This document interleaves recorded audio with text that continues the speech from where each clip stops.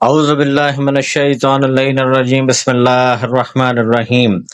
اور دوسرا شخص وہ ہے جس نے جہالت کی باتوں کو ادھر ادھر سے بٹور لیا ہے، وہ امت کے جاہل افراد میں دوڑ دھوپ کیا کرتا ہے اور فتنوں کی تاریکیوں میں غافل و مدہوش پڑا رہتا ہے اور امن و آشتی کے فائدوں سے آنکھ بند کر لیتا ہے۔ چند انسانی شکل و صورت سے ملتے جلتے ہوئے لوگوں نے اسے عالم کا لقب دے رکھا ہے، حالانکہ وہ عالم نہیں۔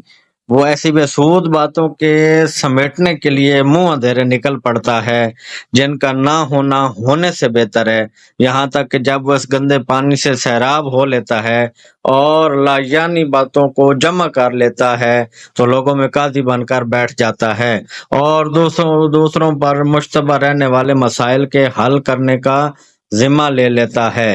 اللہم صلی علی محمد وآل محمد وعجل فرجہم وسہل مخرجہ۔